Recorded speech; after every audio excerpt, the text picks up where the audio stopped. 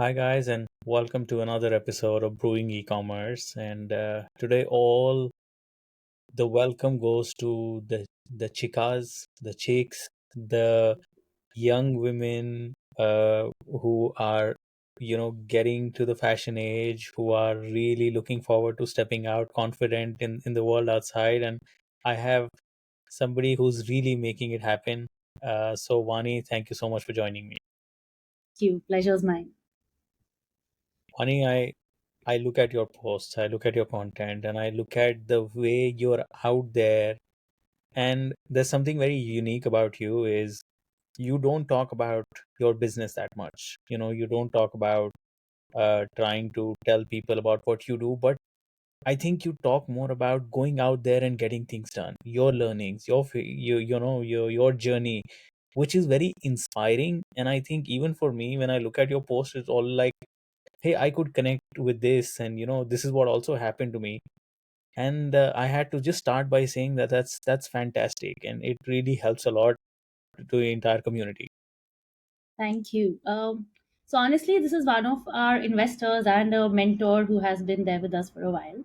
It's something I learned from him, where he said that you have to inform, not sell. So Yeah, information, educate, and focus on that. So that's something that I usually do, because when I think of it, if I'm reading somebody's content, so whoever somebody, how they're doing their business is great, but I want to know what I would connect with, something that I can take away from it, or something that's relatable to me. So yeah, when I'm writing, it's one thing that we may be doing in our business at a technical level or whatever, but what you draw from it is something that's relatable, and that's what I try to focus on whenever it is my content. What is something that's relatable to more people? What is something that I would have liked to read? And how can yeah. I sort of inform instead of selling my business or selling a personal brand? More than that, the idea is to interact. And And I think that's working for you, and that's working for all of us. But I just like, for the interest of everybody, for you to kind of introduce yourself, your brand, and let's kick off the conversation. sure. So you've already introduced me, Vani, and we run a teens and young women innerwear brand, Chugh. It's a quirky, fun brand that's focused on comfort. It is very focused on Gen Z, under 25 alpha women, because we realize that in this market, everybody's looking at 25 plus, because I think that's where the money is. They are the ones who are spending. But the biggest population segment that we have in our country are Gen Z and alphas. We have the youngest population, the biggest population, and these guys are a demographic and market in themselves, and that has been lying completely untapped. So that's where we saw the potential, and that's where we went in, and that's what we sell now. Super. It's quite a niche from the way you've been able to create a brand. And I think you very rightly said, right from the big retailers to the big brands have always focused on those earning guys who step into outside college and start making their money, and then they'll start spending. But there was this very big untapped market. Uh, I love the name. How did the name come about? Honest answer, we wanted something, when we started, we wanted to sound fun. We wanted to something cool, something that if you listen to, you will at least remember, because Deetika is a name that people will know. Oh, what does it mean? It's Spanish. You guys are Indian. Why? So we wanted a conversation starter, something that people would ask about, and that's kind of worked for us. Even I remember in Shark Tank, they said, "Arey, Deetika, what is this name?" But it started a conversation, right? You spent so much Exactly. time on discussing the brand, which made sure so many more people remembered the brand because of the discussion just on the brand name. So Yeah, purpose solved. purposeful. Absolutely. And this is what it is, right? I think brands need to think about what are the multiple touch points, multiple things that you need to keep on doing, so people just think about you. And it's not about selling, it's about trying to include your brand in their thought process, so that eventually that leads into a buying journey. Funny enough, you mentioned Shark Tank. Of course, I've seen the episode, and of course, the journey was grilling. But you guys came out, with flying colors, and I see a lot of stuff that you guys have done, so which is fantastic. That would have been an experience for you guys also. Yeah, It was. In a lot of ways, yes. So a lot of learning, and on TV, of course, it's a different volume, because whatever's shown is just that 15, yeah, 20 minutes. What you've been through is 1.5 hours, just condensed into that smaller time period. Yeah, But yeah, it was pretty interesting. A lot of learning, a lot of insight, introspection post that. And obviously, we got two very good investors out of the show. So that's been tremendous. super. You know, I think investors are very important for businesses because they come with a lot of experience. Mhm. And you being a serial entrepreneur now because you've done other businesses in the past and you're starting this. I think you came with that experience as well. My one very important question in this conversation, Vani, is to know that what level of importance would you say that all the learnings that you had in the past are something that you're using and that led to the success of the brand Ichika at the moment? If you were doing it for the first time, would it go in the same way, or No, you would absolutely have done? not. Yeah. Okay. And Okay. in fact, if I do it for the third time, it wouldn't go this way also. It would probably go even better because I think failure Okay. is perhaps the best teacher. Every time you fail at something, every mistake that you make, of course, the cost of learning can be tremendous. For us Yeah. also, there has been a cost of learning, not just with the brand that we wrapped, the business that we wrapped up, also during the Ichika. So we've had our Yeah. ups and downs, and that is a cost of learning, that comes with it. So yeah, there have been learnings on every front, whether it's at the operations level on how much to spend, what systems to keep in place, whether it is at the brand building level or even at finance level, your Yeah. accountancy, what because at the end of the day, your numbers are very important. But the problem is Yeah. there's so much data to actually get into that data, take an actionable insight out of it. It's something which is an art in itself. Like, and honestly, Absolutely. these days you're flooded with data from all angles, whether it is Yeah. dashboards or analytics. It's all there. Accounts, your Yeah. MI still have everything, but to take actionable insights out of it कि अगर मेरा कॉग जितना आ रहा है कहाँ से कौन से जगह से कम हो सकता है, what is it that I can Exactly. change about it. So all of that Totally.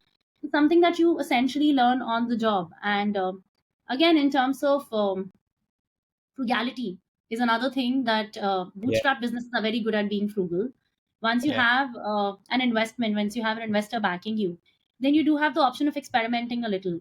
But at the Hmm. same time, that learning of how much to experiment, at what point to be frugal, how to make sure that frugality, because a lot of people do not respect frugality so much, saying that then you're not Yeah. a risk taker. So what is the balance between taking a risk and being frugal? At what level should you be taking risks? How much of a risk should you take? How much of a burn should you undertake? So all of those learnings come with experience, and come with the Yeah. failures that you endure in your business.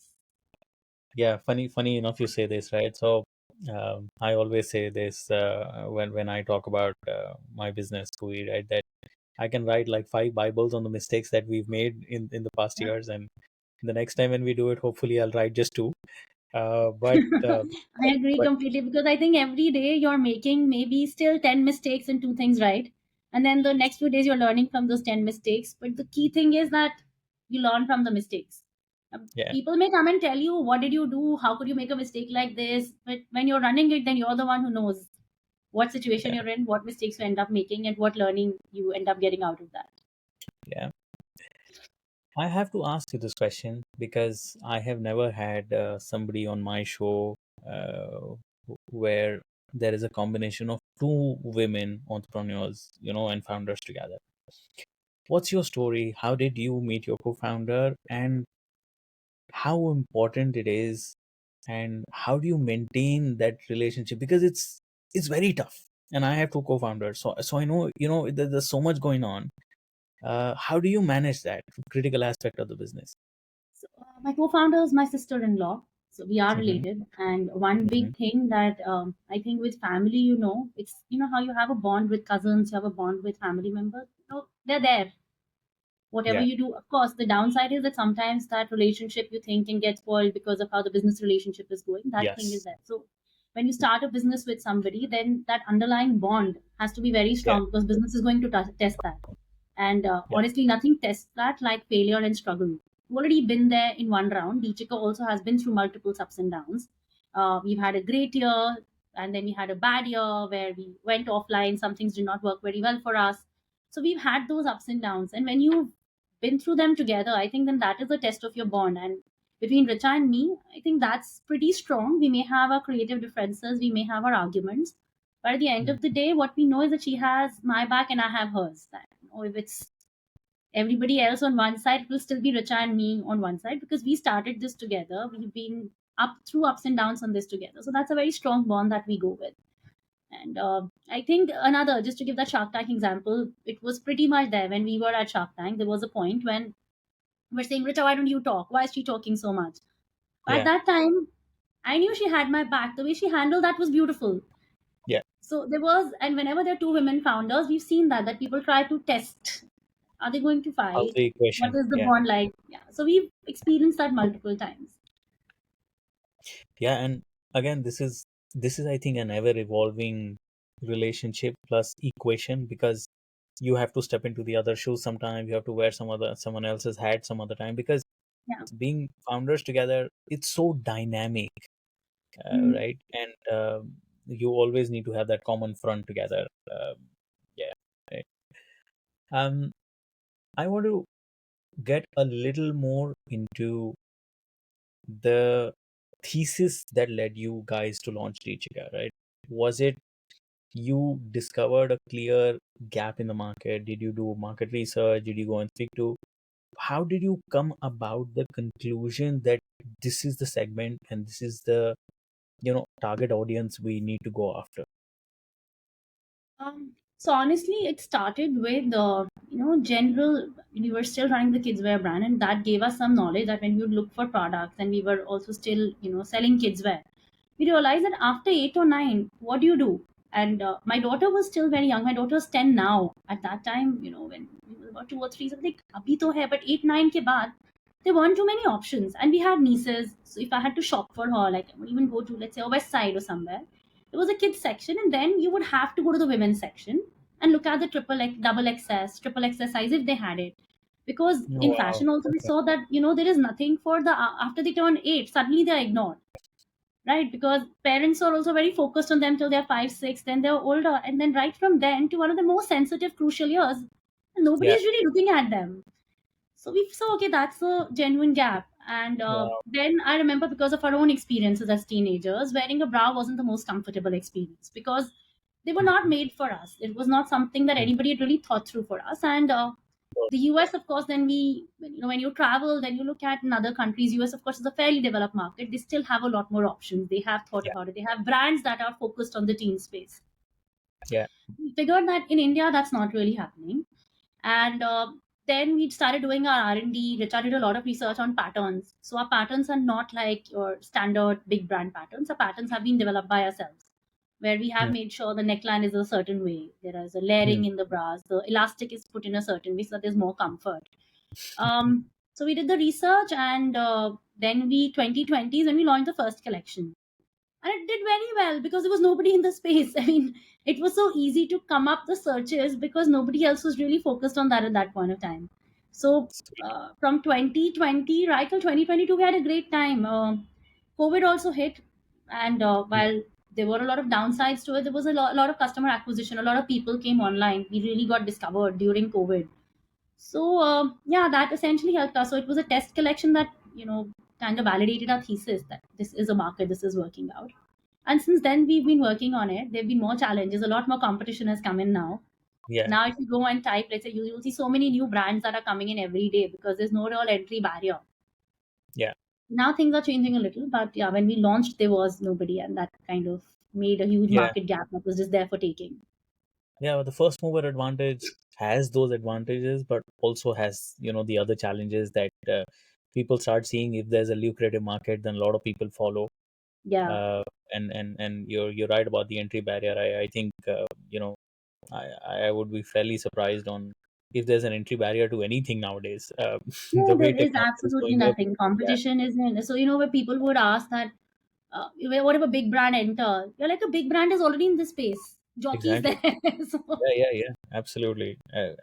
I'm a firm believer that competition is very good. It helps me educate my target audience much better, because if I'm the only one who's trying to do the job, is far more difficult, requires a lot more dollars. yeah. But I think Also, competition is really very big good. brands carry a lot of bulk. So, big brand who wants to look at this space seriously, they would.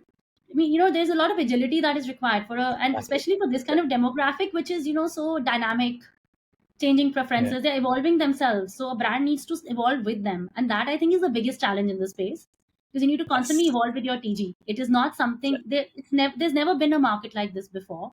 Teenagers have never been like this. An under 25 market, which is actually earning through side hustles when they're 21, 22, when they're having their own money, or the kind of independence and exposure that they have, it wasn't there before. So it's a completely new ball game, a completely Yeah. new market. Also, is it a little more difficult for you guys to do the positioning? Because if you're trying to target, uh, the kids who might not be able to make the decisions and might not have the money to make the decision themselves, because usually products are, hey, you know what, if you go and put this face cream, your face is going to amazingly glow. But if you're trying to put the face cream for someone else, how does that come about? So that has been one of the biggest challenges of a space like this. I think that is there, especially this transition sort of a phase. So what we've done is we did a lot of research, and what we found out, my own daughters, of course, my muse, I keep picking her brain, but other people, and then we spoke to kids, and what we realize is that for an 11 or 12-year-old, the aspiration is not an 11 or 12. She looks at her, say 16, 17-year-old girl. There's always that thing. So, Yeah. and for a mother, what is important is that the product that she's buying for her daughter is comfortable, is, Yeah. justifies the price. It's good value for money for her. That is more Yeah. important for the mother, because she's going to be buying sizes, only changing it again and again. And the daughter likes wearing it. So, what we've Yeah. done is when we are positioning ourselves, we try to walk a very clear line of cool, fun, quirky. We try to stay, a little far away from sexy. We don't go to that, Yeah. on that road. So that way we make Yeah. sure that the mothers are able to connect with us, and all our communication to mothers through ads and platform advertising is very, very focused on the utility of the product. And or we Nice. Very communicate nice. with mothers through our consulting gynecologist, Dr. Garima, so that we are able to Yeah. build trust. Our communication with teenagers comes in the form of designs, in the kind of shoots or the cataloging that we do, which is fun, Yeah. which is mostly I mean, most of our models look like I mean, they are obviously most of them are over 18, but they look like they're 16, 17, somebody that a teenager can relate to. And Sure. somebody Makes who's an sense. aspiration for a 11, 12-year-old girl, because she wants to look like her. She doesn't want to look like a 10-year-old. She doesn't want to look like an 11-year-old. And Yeah. that's worked for us because we have a very good repeat rate. A lot of customers come back in a 6-month, 12-month, 24-month period. And one of our repeat rates, in fact, if we look at Amazon data, it's highest in the category for girls. Excellent. So we are much higher than the competitor. We are much higher than the category average, and this is all coming in from the data that we pulled out from Amazon, from our own portal. Yeah, and I can only imagine, Vani, this would have taken so many iterations, so many testing trials, because it's very tough to do what you've done. For anybody who can say that it's very easy, yeah, they figure it out. Figuring it out requires a lot and lot of hard work. So kudos to you guys. It is constant R&D, frankly, because we keep getting feedback, and we keep listening to customers. We keep getting feedback from younger girls, what Yeah, they feel. Sometimes they find some designs childish, so we yeah, take that feedback also, and then we work on it. So, yeah,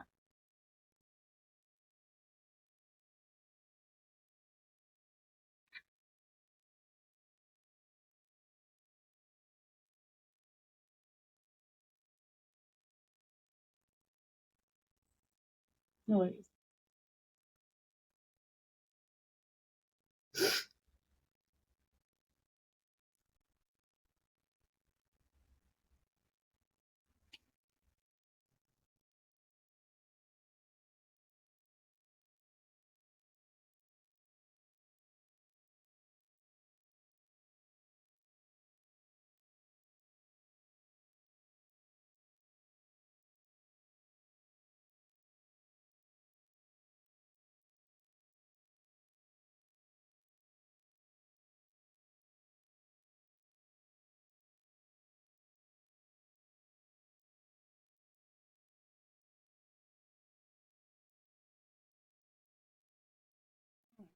yeah, yeah.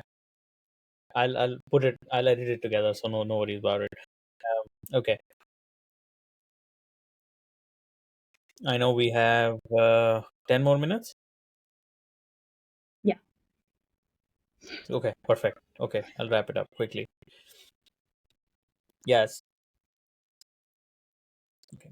Um, Another question, Wani, for me is the way market dynamics are changing. You mentioned COVID, you mentioned the past years in traffic, etc. I was recently talking to another founder from Bummer Soleil, right? It was a very large brand, wear brand, and he was telling me that he's very surprised by the kind of impact quick commerce is also kind of making in his business. Right? True, yeah. So, in the next few years, how would you see your markets play? Like, I would never imagine ordering, innerwear from a quick commerce. Again, I don't live in India, but that's a different story. But would you see that there is going to be like an equal split of marketplaces, Shopify, quick commerce, or how do you see that panning out? Where certain products, I definitely see a lot of potential in quick commerce. For example, Yeah, panties. There is a huge potential as far as that goes for quick commerce. So, stuff like as women, a lot of times when you're going out, that's when you realize, oh, I need a tube bra, or I need a, when you're wearing something, I need that yeah. camisole. Those things are very often still a pretty much last minute buy for a lot of Oh, people. interesting. And if you look at the data, you look at the researches, you will see that there's a lot of searches for tube bra same day delivery, Okay. right? Backless bra same day delivery, because it is still a very, you're going out for the Yeah. party that night and then you will know. So a lot of those kind of products, there is definitely scope. And when you're traveling, I think at that point also. So while I don't see, uh, in a way, I may be as strong on quick commerce as it is on, your Amazons and Yeah. Flipkarts. But because quick commerce also has a lot of, there's a lot of real estate as that's involved Yeah. here. Every space counts because the delivery has to be that Yeah. much faster. So then you can only keep that much, those many products in your warehouse because there's a cost Mm, attached to it. So I think quick commerce definitely a huge mm, play there. There can be for panties, certain kind of bras, certain mm, innerwear, things like your cycling shorts is what are called long mm, panties in mm. very often, boy shorts, things that you need at the last minute. For them, definitely same day delivery because it's more convenient than going to the local Yeah. store and Yeah. buying it. Absolutely. And honestly, it's online has spoiled us. It's very difficult to go to a store and stand and wait there Yeah. and Yeah. buy. So yeah, I think there's a definite Yeah. potential with quick Yeah, yeah. commerce. We have an office in Pune, and every time I go there, and I'm like, guys, let's go to the store, and I'm like, why? Let's just click like two Yeah, buttons, and that's it. Everything is going to be delivered. And I make jokes of them like they'll bring you food. In some years, you'll have somebody sitting, right next to you, and even feeding you. That's the only thing which is remaining now. But that's just yeah, but it has become really convenient. I remember when my daughter was younger, and even back then, imagine she was about three, yeah, 4 years old, and she said, "Mama, why don't we order another baby yeah. from Amazon?" I was like, "Yeah, let me suggest that on Amazon they haven't started that A business few years yet." down the line, it won't surprise me if something like this happens. So this has been amazing, Mani. I have to ask this question now because we work with a lot of brands. I speak to a lot of brands, and one of the biggest question that I always try to ask, uh, and especially from you, who's had a venture now is running our second one. You've been able to grow. We see the numbers. You had the success in Shark Tank. So many things going in your way. If you had to start all over again, or if there is somebody who wants to launch their own D2C brand today in 2024, what are the top three tips that you would give them to focus on cutting through the noise?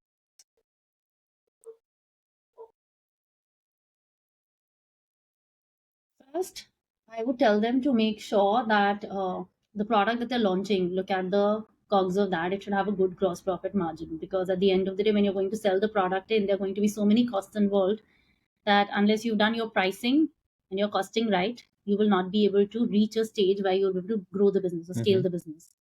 Second, I would tell them to be very clear about your GTM experiment. So because of certain kind of mistakes that we've made, I would say that don't get don't come under pressure from anyone Mm-hmm. for numbers. Do your pilot properly, run your tests of your GTM. How much is it going to work? What is how much resource? What kind of resources you're going to put there? And only then go on an expansion mode. Don't be in a hurry. And third, data. You need to make sure you're able to whatever. So online when you're doing it, your data should be in perfect shape. So maybe work harder on that. Typically, what we do in businesses is you start off the business and you start selling, and data is something that comes on third or fourth number. That job enough when we have enough Then you look numbers, at it. then we will look at the data, Yeah. then we will know. The thing is that data collection and that understanding should be there from day one, because beyond a point there'll be so much data you wouldn't know what to how to make sense of it. So having those dashboards, having those systems in place even when you're at a smaller scale is Yeah. very important. And these days there are a lot of options. They charge on per order value so that you don't have to Hmm. pay so much. So those are the three things. So have the structure in place, know what you're going to do, and the structure should have these three basic elements. Excellent, Vani. I think makes a lot of sense. And knowing and working with you a little bit, I also know how data driven you are. So you're up to the point and always look at those numbers on top, which I think a lot of brands do this mistake that, I'll start looking at it maybe next year once I have that in place, etc. But I think data is like the foundational resource they need to have and then kind of build on it. Right.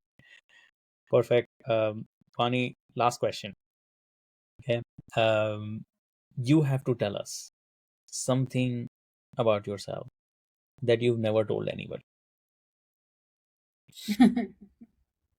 I've never told Yeah, like anybody. a funny incident or something happened with you, or something like that, because all of us are really looking forward to hearing more stories from you. So yeah.